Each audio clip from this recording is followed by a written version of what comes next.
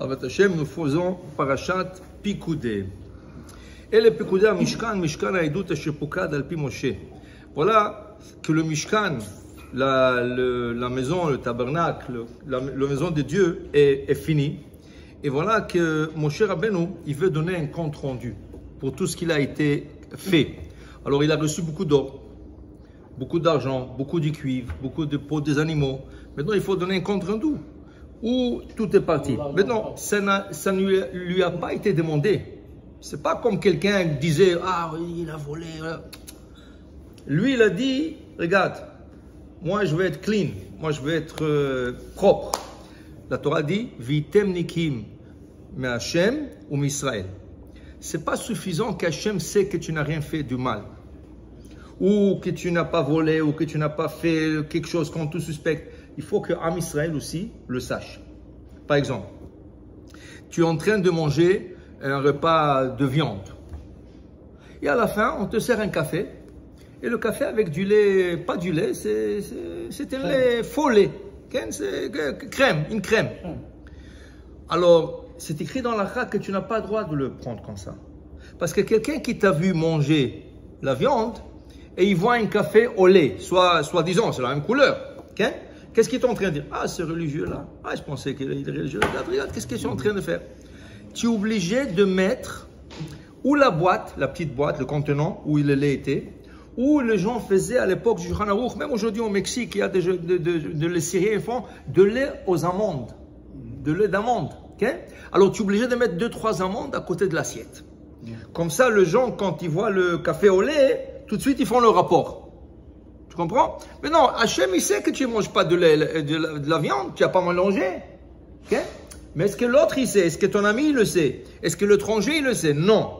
Alors tu as mis un trébuche, tu as mis un obstacle devant un juif. Parce qu'il est en train de te suspecter. Suspecter un juif, c'est mauvais. Tout celui qui suspecte quelqu'un, il va être puni. Il est puni. C'est pour ça que Yaakov Avinu, dont on l'apprend, Yaakov Avinu. Yaakov Avinu a suspecté que Yehuda, il a tué Yosef. Parce que Yehuda, c'est lui qui l'a amené la tunique. Trempé dans le sang, il lui a dit au papa, papa, reconnaissez-vous cette tunique? Il dit, que ton être béni, c'est la tunique de mon fils, Tarov, Toraf, Yosef, il a été dévoré. Mais dans son cœur, qu'est-ce qu'il pense Yaakov? Ah, c'est lui qui l'a tué. À la fin, quand ils sont installés en Égypte, quand il était le jour avant de quitter ce monde, alors il a donné des bénédictions à tout le monde. Il lui dit à Yehuda, Miteref beni alita, tu sais, Rachid commente, toujours je te suspectais, c'est toi qui l'as tué. Jusqu'au jour que nous descendions en Égypte et j'ai vu Yosef. C'est là comment. Mais maintenant, Rachid dit, tout celui qui suspecte quelqu'un et il savait que c'est faux, il est obligé de le bénir.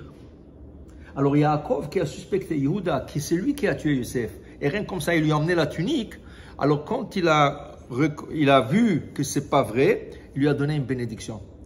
Miteref beni alita. Maintenant, moi je dis, Tarof, Toraf, Yosef, Yosef a été dévoré. Alors ce Teref béni que moi je pensais que c'est toi, maintenant je te bénirai. Ata yoducha achecha. Tous tes frères se prosterneront devant toi.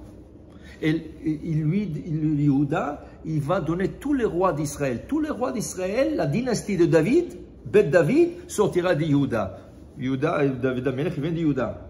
Pourquoi? Parce que cette bénédiction lui est donnée parce qu'on l'a suspecté. Alors d'abord, il y a deux facteurs. Toi, tu dois pas te mettre dans le bouche des gens. Ne te mets pas dans une situation qu'après les gens vont dire « Ah, regarde, qu'est-ce qu'on est en train de faire ?» Mais tu fais rien du mal. Et d'autre côté, les gens n'ont pas le droit de te suspecter. Et s'ils le suspectent, l'okebe goufo. Moshe Rabbeinu ne veut pas rentrer dans ça. Il a dit « Moi, je finis le travail. Voilà, tout est prêt, mais avant qu'ils me le demandent ou qu'ils pensent mauvais de moi, je préfère de donner un compte rendu.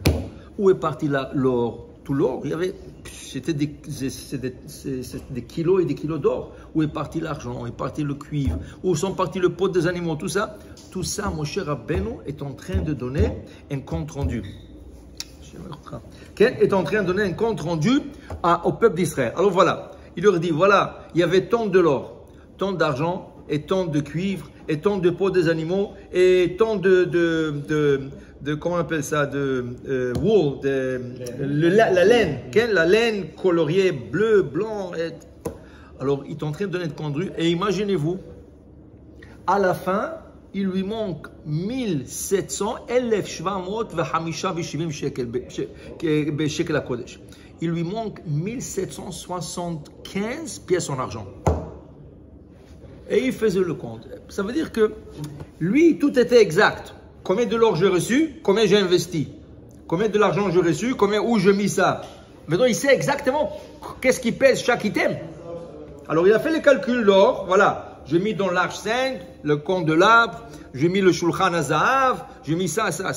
Après l'argent, j'ai fait le socle pour tenir le mishkan. Dans le compte, il lui manque 1775 pièces en argent. Tout était en place, tout était en ordre, tout était bien calculé. Là, il dit, waouh, Ribbono shel olam, c'est tout ce qui me manque maintenant. C'est tout ce qui va manquer maintenant. Maintenant, ils vont me dire, ah, tu sais, 1700, il a dû le mettre un peu dans la banque. De côté. Il a pris un salaire. Aujourd'hui, ça existe. Ouais. Alors, c'est écrit dans le Midrash. Ça, c'est Rashi c'est la paracha, c'est le Rashi qui rapporte. Mais le Midrash nous dit, quand il n'arrivait pas à savoir où il a été placé cet argent. Il n'arrivait pas à le savoir. Il a dit, tu sais quoi? La meilleure chose, c'est de s'investir dans l'étude. Je vais aller étudier un peu, me relaxer, parce que je suis trop stressé avec ça. Peut-être c'est ça qui ne me laisse pas à bien réfléchir. Qu'est-ce que je vais faire avec cet argent? Voilà, tout le Mishkan est là. Tout est devant moi, mais qu'est-ce que j'ai fait? Il est parti étudier. Il est parti étudier. Au milieu de son étude, ils sont venus des oiseaux. Et ils sont en train de survoler sur quatre poteaux sur lesquels il y a une parochet, il y a un rideau qui est accroché. Et voilà, qu'est-ce qu'il est en train de voir? Il est en train de voir que le crochet sur lequel la parochet était, c'était exactement 1775 pièces en argent qu'il fallait, parce que la parochet était lourde. Et les crochets, c'était exactement l'argent qui lui manquait. Maintenant, lui, il comptait le poteau, il comptait ça, l'arche, mais le crochet, ça lui a échappé. Ça lui a échappé. En étudiant, et Hachem lui a envoyé les messages, t'en fais pas, voilà. Voilà. Et il a trouvé exactement jusqu'au dernier sou, okay, pour ne pas hasbe shalom, que les gens parlent. Maintenant, le Baal HaTurim, Rabbi Yaakov Baal HaTurim. Rabbi Yaakov Baal HaTurim, c'est le fils du Rosh. Le Rosh, c'était un des trois piliers du Shulchan Aruch. Rosh, Rif, Rambam. Rosh était Ashkenaz. Le Rif et le Rambam étaient des Fès et d'Égypte. Okay? Alors, c'est les trois piliers sur lesquels le Shulchan Aruch a été basé. Selon leurs opinions, c'est comme ça qu'il a... Shalom. Il a eu des descendants marocains. Oui, exactement. Ben Arosh. Ben Arosh. Alors, comment on appelle ça? Le Baal HaTurim, Rabbi Yaakov Baal HaTurim, lui, il a écrit un commentaire sur la Torah en une nuit. Mais de Bereshit jusqu'à Vazot HaBeracha. Mais donc, quel est le commentaire? Ce n'est pas un commentaire non régulier. Ce n'est pas que, voilà, je commente, voilà, qu'est-ce qu'il a dit. Non. Le commentaire qu'il a fait, il a pris deux mots de chaque paracha. Pas chaque mot, mais il a pris deux mots. Et des mots qui se répètent dans la Torah en entier, dans le Tanakh. Pas seulement dans le Pentateuch, dans tous les Tanakh, Torah, Nevi'im, Ktubim. Il nous signale combien de fois ce mot se répète dans la Torah en entier, sans ordinateur, sans rien du tout. Et à la fin, qu'est-ce qu'il fait? Pourquoi deux fois? Pourquoi trois fois? Et quelle est la connexion entre trois versets? Un se trouve dans la Torah, un se trouve dans les écrits de David, un se trouve dans le prophète. Il faut le faire dans une nuit. Il était ennuyé. Et dans une nuit, il a fait. Ça, c'est quelque chose que, pas de ce monde. Il y avait un ordinateur caché. Oui, voilà, ici, dans la tête. C'était, ouais. Alors, le Baal HaTurim, très intéressant. Si vous arrivez à avoir une paracha avec Baal HaTurim, c'est très intéressant. Vous regardez, il vous emmène des choses deux fois dans la Torah, trois fois dans la Torah. C'est la raison pourquoi ils sont la connexion entre les deux. Là, il trouve dans notre paracha quelque chose d'intéressant. Il prend la paracha de Pikoudé, et dans la paracha de Pikoudé, où Moshe Rabbeinu est en train de donner le compte rendu de toutes les affaires, chaque fois qu'il parle d'un item qui a été fabriqué en or, en argent, en cuivre, pas important, il répète le même verset. Ka'asher tziva Adonai et Moshe. 18 fois. Alors, il trouve que dans 18 fois dans la paracha, il y a le verset qui se répète. Voilà, il a fait ça, il a fait l'or, il a fait l'argent. Ka'asher tziva Adonai et Moshe. Voilà, il a fait le compte de l'arbre. Ka'asher tziva Adonai et Moshe. Voilà, il a fait la table en or. Ka'asher tziva Adonai. Tout ce qu'il a fait, 18 fois, 18 items, 18 ustensiles, des choses que le Mishkan a été fait, fabriqué avec. Ka'asher tziva Hashem et Moshe. Alors il dit pourquoi faire? Pourquoi faire? Alors, avant qu'on arrive à son commentaire à lui, les commentateurs disent comme ça. Ils ont vu son commentaire et ils ont donné leur opinion. Et l'opinion générale est la suivante. Parce que le Mishkan, il est venu expier sur la faute du veau d'or. Pourquoi on a besoin de Mishkan? Au contraire, le Mishkan, c'était pas prévu. Pourquoi? Regarde, Akadosh Baruch Hu se trouve partout. Pourquoi tu veux limiter la présence d'Hachem? Le Mishkan, c'était une limitation. C'est une maison où tu limites la présence divine dans cette bâtisse. Or que ça aurait été mieux de ne pas l'avoir. Parce que, Melokola Aretz, là où tu vas dans le monde, Hachem est partout. Alors maintenant, qu'est-ce que tu as fait? Tu as enlevé la présence divine de la terre et tu l'as concentrée dans une place. C'était pas prévu. Qu'on a commencé à créer les synagogues. Le synagogue, c'est Mishkan Katan. C'est Mishkan Katan, oui. C'est une des raisons. Exactement. Okay. Tu pouvais prier dans un champ et Hachem serait avec toi. Mais, it is what it is. C'est après la faute, voilà. Okay? Alors maintenant, quelle était la faute du veau d'or? Quelle était la faute du veau d'or? La faute du veau d'or était, quand Moshe, eux, ils ont dit, Kizeaïsh Moshe, lo yadanu me'ayalo. Voilà l'homme, Moshe. Comment ils décrivent Moshe quand il vient chez Aaron? Zéaïch. Tu sais, en fin de compte, Moshe Rabbeinu, c'est un homme. C'est pas un ange. 40 jours, sans manger, sans boire. Où il a disparu? Il a dû mourir. C'est pas possible qu'il n'ait pas revenu. Il nous a dit dans 40 jours. Voilà, 40 jours sont écoulés. Ils se sont trompés dans le compte, hein? Parce que le 40 jours commençait le lendemain. Alors il manquait 6 heures. Eux, ils ont commencé la veille. Top. Alors maintenant... Ils ne pouvaient pas attendre 6 heures. Hein? Ils ne pouvaient pas attendre 6 Non, heures. parce que le Satan a intervenu. Et Aaron, il a essayé de gagner du temps. Et ça n'a pas marché. Ça n'a pas marché. Alors maintenant, qu'est-ce qui arrive? Zé Moshe Aïch. Zé Moshe Aïch. Moshe, c'est un homme. Comme ça, ils ont dit. Moshe, c'est un homme. Il a dû mourir. Okay? Alors, tu sais, Koum Aselanu Elohim. Lève-toi et fais-nous un Dieu. Pas un Dieu. Un leader. Dieu ne veut pas dire une idole. Non, on veut celui qui va prendre la suite. Mais, cette fois, pas un homme. Parce qu'un homme, aujourd'hui, est là, et demain, il n'est pas là. Voilà Moshe. Aujourd'hui, il était avec nous, il nous a fait sortir le 10 plaies, il nous a fait sortir de l'Égypte, il nous a ouvert la mer, il nous a emmené la main. Mais voilà, il a disparu. On a besoin de quelque chose qui reste éternel. L'or, il peut rester un an, un morceau d'or peut rester ici 1000 ans. De l'argent. Alors, ils n'ont pas cherché un Dieu, ils ont cherché quelque chose qui va être toujours avec eux. Matériel. Quel matériel? Top. C'était une faute, ils ont été punis pour. Maintenant, Hachem me dit, alors ça veut dire que quoi? Moshe est disparu et moi? Moi, Hachem, où je suis dans cette histoire? Je ne suis pas là. Ok, Moshe était non. Ok, Moshe est monté. Mais moi, je suis avec vous. Okay? Ça veut dire que vous cherchez que Dieu soit parmi vous. À côté de vous. Ok? Alors, dans ce cas, dis-leur, Vikrolaim Teruma, qui prennent donation, Versuli Mishkan, Veshachanti Betocham, qui me font un sanctuaire et je résiderai parmi eux. Ça veut dire à côté d'eux. Au lieu que je sois partout, je vais résider avec eux. Okay? Le fait de dire à Aaron, Koum Aselanu Elohim, lève-toi et fais-nous un Dieu, qui sait vous donner la permission de lui dire quoi faire? Moshe et Aaron ne font rien sans demander à Dieu. Regarde, quand il y avait l'histoire des 5 filles. 5 filles sont venues chez Moshe Rabbeinu. Ah, tu sais, notre père n'avait pas de garçons. C'est la seule famille qui n'avait pas de garçon. Alors dans ce cas, il nous faut un morceau de terrain dans Eretz Israël. Mon cher Rabbeinu dit non, je vais demander à Hachem. Sont venus des hommes qui étaient impurs, et voilà, c'était Pessah, veille de Pessah. Ils ont dit, nous sommes impurs parce que tu nous as demandé de toucher le cadavre de Nadav et Avihu. Et là, Manikara, pourquoi nous serons moins que les autres? Alors, on ne peut pas faire Pessah à cause de ça? Oh, attendez, je vais demander à Hachem. Moshe ne fait rien sans demander à Hachem.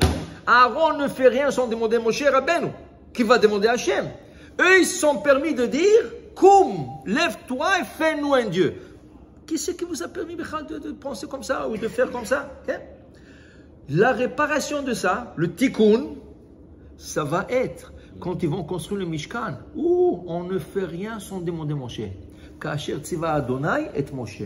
Qu'est-ce qu'Hachem a dit à Moshe? Faire une arche? Alors on va construire l'arche, Kasher tziva Hachem Moshe. Oh, le compte de l'arbre, Kasher tziva Hachem et Moshe. La table en or, Kasher tziva Hachem et Moshe. L'hôtel, Kasher tziva.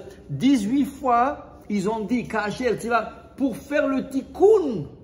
Pour faire le tikkun de ceux qui ont dit lève-toi et fais-nous un Dieu. Okay? Il a fait, vient le Baal HaTurim, okay? Vient le Baal HaTurim, il dit de là, Chachamim ont trouvé un de leurs appuis, c'est pas le seul, il y a 2 autres, ou peut-être 3 autres ou 4 autres, un de leurs appuis de instaurer la Hamida à 18 bénédictions. La Hamida, elle a 18, en vérité, là, 19. Et le Baal HaTurim, il nous trouve un 19e fois dans la paracha aujourd'hui, pas Kasher Tziva Hashem Moshe, Kasher Tziva Hashem. Il dit pourquoi ce n'est pas Kasher Tziva Hashem Moshe? Il dit parce que dans la Hamida, il n'y avait que 18. La 19e a été ajoutée plus tard. Alors dans la 19e fois, ça va être un peu différent. Kasher Tziva Hashem. Okay? Qui veut dire quoi?